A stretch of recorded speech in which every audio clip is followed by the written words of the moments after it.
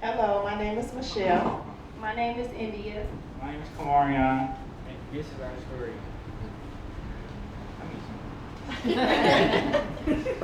I remember the date exactly, April 25th. I, Kamarion, got on the bus like any other day. And the bus went to my sister's school just like any other day. I, Kamarion, got jumped by 11 older kids right after school. My sister India already heard that I was hurt, but what she saw was so shocking. My forehead was dented. She called my mom, and my mom told her, Stop calling me, call 911. By the time I got there, blood was everywhere. Kamarion was inside the ambulance truck. He had a frontal head fracture the size of a nickel. We spent the whole night in the hospital, and that whole time my kids were still getting threats on social media, calls and texts. When I was at the hospital, I was trying not to cry, but I was mad too. People were texting him, threatening him. People were saying he got what he deserved because he was friends with these other kids who had jumped someone else. But my brother didn't have anything to do with that. We were angry. We wanted revenge, to be honest. We weren't thinking clearly. My brother and I went up to the school the next day. At the end of the day, we went in and fought some of the kids who had jumped my brother. It was broken up pretty fast, and it ended up being pretty minor. We went back to the hospital. Kamarion had to have emergency surgery and get a metal plate placed in the middle of his forehead. No one from the school called to see how he was doing or the fact that he had been jumped. But they did call on April 26th. They called with a robocall stating that they were going to shut the school down for 2 weeks for 2 fights in a row. Within those 2 weeks, I got a phone call stating that we had to have a board meeting. And my kids could not return to school without the meeting, without attending the meeting. So they had the meeting without us, and we couldn't make the meeting because Kamarion was still in surgery, and he was at the hospital recovering from surgery. and they just expelled me. While I was in the hospital, my mom called and asked for another meeting. They repeatedly said no. So, they repeatedly said no. There was nothing they could do until I threatened them to have my lawyer contact them. Suddenly, there was another meeting.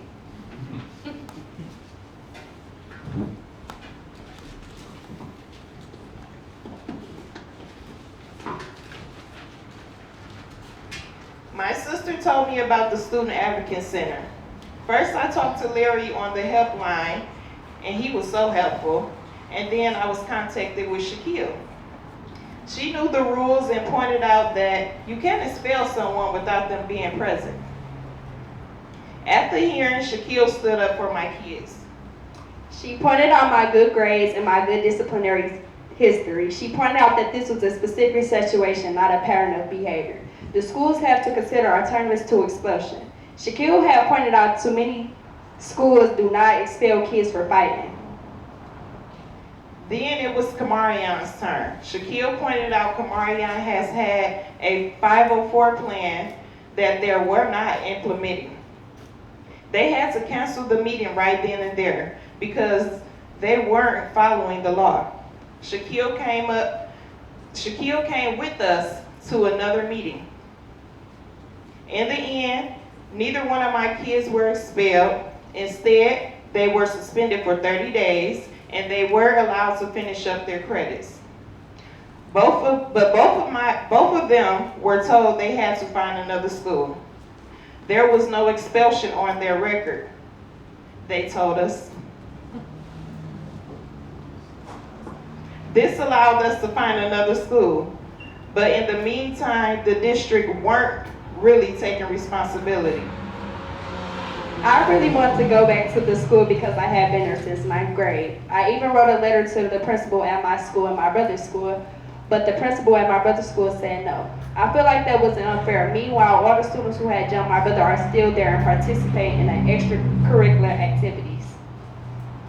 Over the summer, we figured out a plan. Shaquille helped us get enrolled in Southfield School. And guess what happens next? On my second day at Southfield High School, a student had a gun. A security officer was there a security officer from my old school was there, and he saw me. He then told the school that I was a troublemaker. And then they called my mom, and she was told I could not go to school there anymore because of false documents. Mind you, they never said anything about my sister. I pulled both of my kids out of Southfield High School. Shaquille was there to help us figure out what's next. The school year had started and now my kids were out of school. We got to working on school of choice applications. We tried Refer Union, they told us we were too late. We tried University of Ferndale, they said no. We went back to the old school to make sure they didn't have expulsion on the records. Finally, we got into River Rouge and they felt like we were at home. They offer so much and very welcoming. I have been so sad to leave my old school, but it's been good. I'm making myself at home and getting involved. I'm happy that I'm in a good school with better opportunities than the old school. Kamarian is getting 100% on his assignments. Woo woo! Yeah! And that didn't happen at the old school.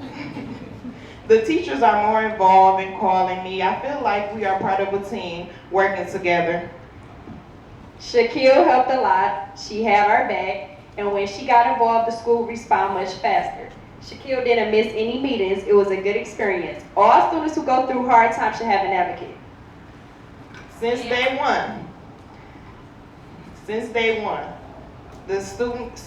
I'm calling the Student Advocacy Center and talking to Larry on the helpline, and then Shaquille, they didn't miss a beat. She was a partner. She helped me keep my composure, helped my kids keep their composure, stood on business. She stayed on top of things.